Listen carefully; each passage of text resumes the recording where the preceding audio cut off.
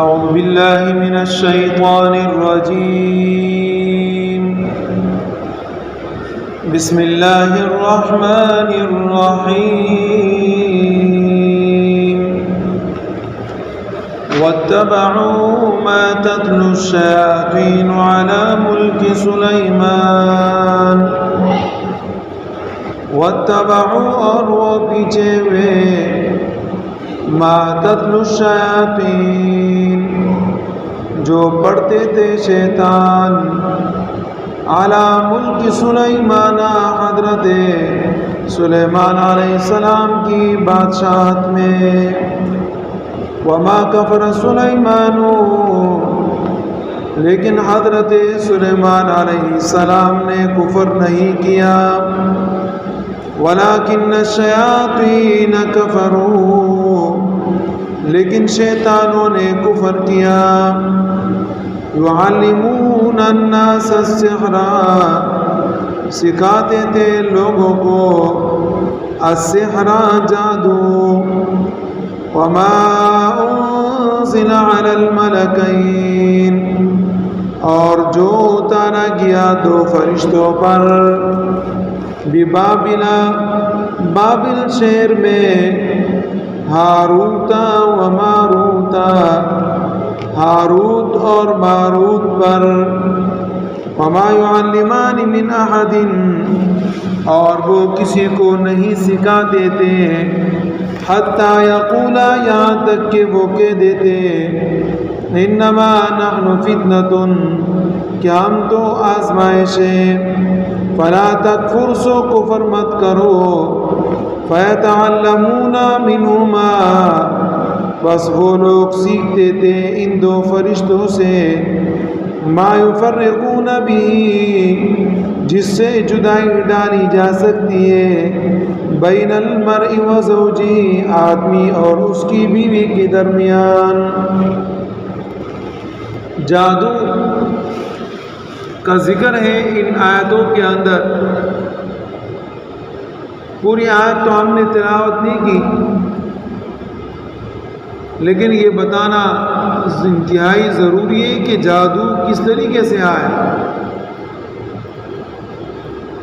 اس زمین کے اوپر جادو دو طریقوں سے آیا.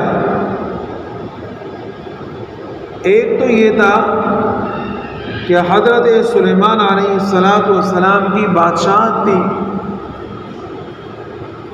تو سلیمان علیہ السلام کی بادشاہت میں جنات لوگوں کو جادو سکھایا کرتے تھے اور جادو کیا کرتے تھے.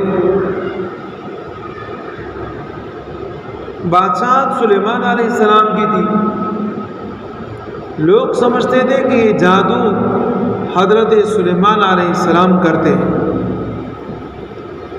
اور جو جادو کرتا ہے تو 100% وہ مسلمان نہیں رہتا بلکہ 100% ہی وہ کافر ہوتا ہے. اسی کہ کوئی مسلمان جادو نہیں کر سکتا.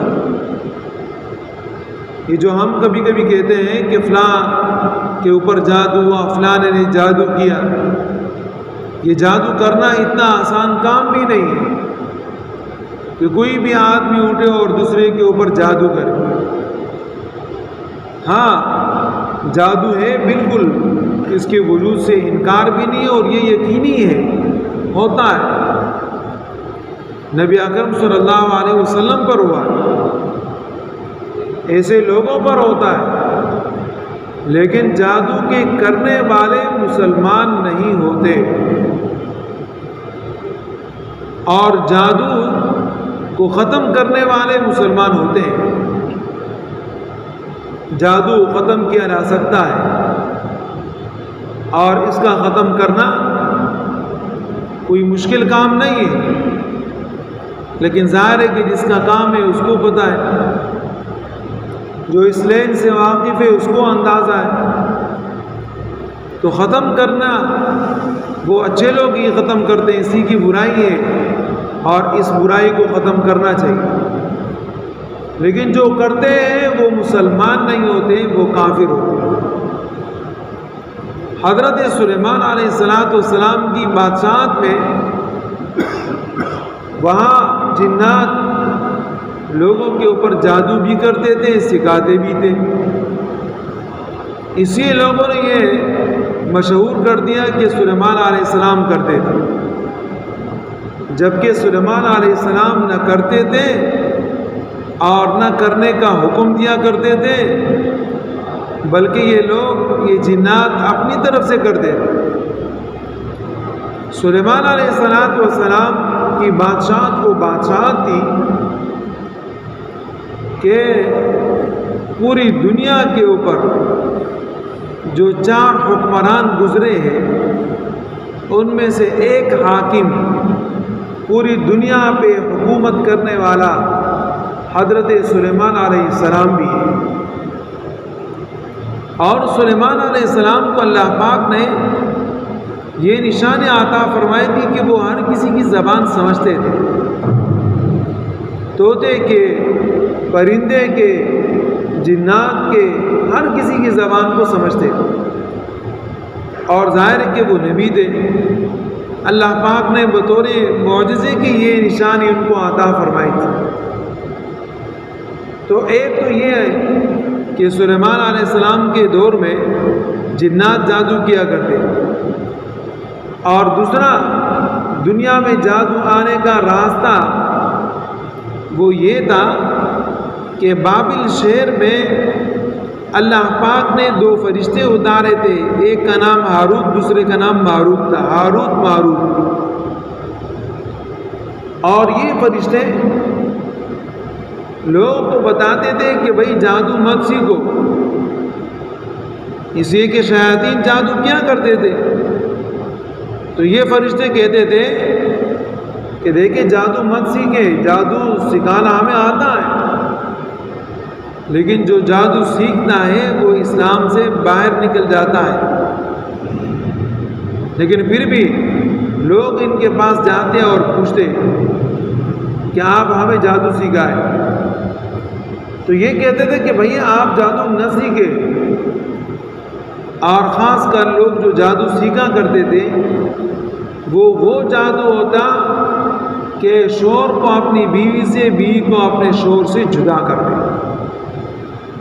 یہ اہم قسم کا جادو لوگ بڑے سنجیدگی کے ساتھ سیکھتے ہیں، اور اس سے یہی کام کرتے ہیں کہ شوہر اپنی بیوی کے اور بیوی اپنے شوہر کے مخالف ہو جائے، طلاق تک نوبت آئے۔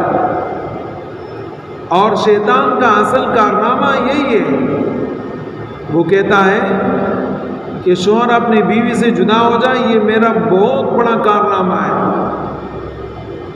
حدیث مبارکہ میں آتا ہے، نبی اکرم صلی اللہ علیہ وسلم نے فرمایا کہ شیطان سمندر کے پانی کے بیچ میں، یعنی اوپر سمندر کے بیچ پانی کے اوپر اپنا تخت لگا لیتا ہے، اور چھوٹے چھوٹے شیاطین ان کے پاس آتے ہیں۔ شیاطین ان کو کہتے ہیں کہ ہم نے تو یہ کارنامہ کیا۔ تو یہ بڑا ابلیس جو ہوتا ہے، بڑا شیطان سردار، یہ کہتے ہیں یہ کوئی خاص کام تھوڑی جو تم نے کیا ہے کہ میں تمہیں شاباشی دوں۔ دوسرا شیطان آ کے کہتا ہے کہ میں نے تو فلاں آدمی کے ذریعے سے فلاں آدمی کو قتل کروایا، کہتے ہیں یہ بھی کوئی خاص کام نہیں جو تم نے کیا۔ اسی طریقے سے ہر ایک اپنی کارگزاری سناتے سناتے ایک شیطان جب آ کے کہتا ہے کہ میں نے تو شوہر کو بیوی سے، بیوی کو اپنے شوہر سے جدا کیا، درمیان میں فتنہ پیدا کیا، اور طلاق تک نوبت پہنچی، وہ الگ ہو گئے۔ شیطان کہتا ہے اصل کام تم نے کیا، یہ ہے اصل کام، اب تو آ جا اور میرے ساتھ اس تخت کے اوپر بیٹھ جا۔ تو یہ بڑا شیطان جو شیطانوں کا سردار ہے، وہ ایسے آدمی کو اتنی بڑی عزت دیتا ہے کہ اپنے تخت پر اس کو بٹھا دیتا ہے۔ تو شیطان کا اصل کام کیا ہے کہ میاں اور بیوی کے درمیان جدائی پیدا کرنا، اور جادو والوں کا بھی اصل کام یہی ہوتا ہے کہ جناب شوہر اپنی بیوی کے مخالف کیسے بن جائے، اور یہی کرتے رہتے۔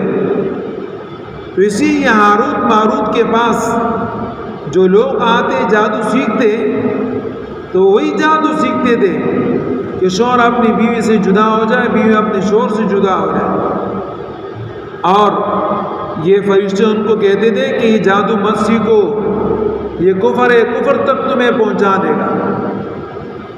تو بہرحال دنیا میں جادو آنے کے یہ دو راستے ہیں، اور جادو سے اپنے آپ کو بچانا انتہائی ضروری ہے۔ اور ایسے لوگوں کے پاس جانا جو بے دین ہے، جو اسلام سے واقف نہیں ہے، ان سے علاج معالجہ کرنا یا ان کے پاس جا کے ان سے تعویذ لکھوانا، یہ بھی ایک بہت بڑا گناہ ہے۔ لوگ اس بات کو سمجھتے نہیں، سارے لوگ اکٹھے ہو جاتے ہیں اور کہتے ہیں کہ جناب ہم تو شاقیق میں جائیں گے اور وہاں دھمال کریں گے۔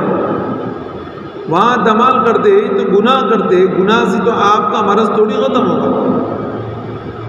نبی اکرم صلی اللہ علیہ وسلم کا ارشاد مبارکہ ہے کہ حرام چیز کے اندر شفا نہیں ہے، جو شفا ہے وہ حلال چیز میں ہے۔ شفا جو ہے وہ اللہ کے کلام میں ہے، حلال چیز میں۔ حرام چیز سے آپ کو شفا نہیں مل سکتی، لیکن بس لوگ اس میں پڑے رہتے ہیں، اور یہ ایک دندہ انہوں نے شروع کیا ہوتا ہے، یہ اسلام اور شریعت کے خلاف ہے۔ آپ ایسے لوگوں سے اپنے آپ کو بچائیں۔ بہت سارے لوگ ایسے بھی ہوتے ہیں کہ ان کے پاس کوئی آدمی اپنے کام کے لیے چلا لاتا ہے یا علاج کے لیے چلا لاتا ہے، تو وہ بے دین ہونے کی بنا پر مریضوں سے وہ کام کرواتے ہیں جو اسلام کے خلاف ہے، اور اس سے آدمی کافر بن جاتا ہے۔ ایسے کام کرواتے ہیں کہ تم ایسے کام کرو۔ تو ایسے لوگوں سے اپنے آپ کو بچانا انتہائی ضروری ہے۔ ایسا نہ ہو کہ اللہ پاک نے ہمیں مسلمان پیدا فرمایا اور ہمارا خاتمہ کفر پر ہو جائے۔ اللہ پاک ہماری حفاظت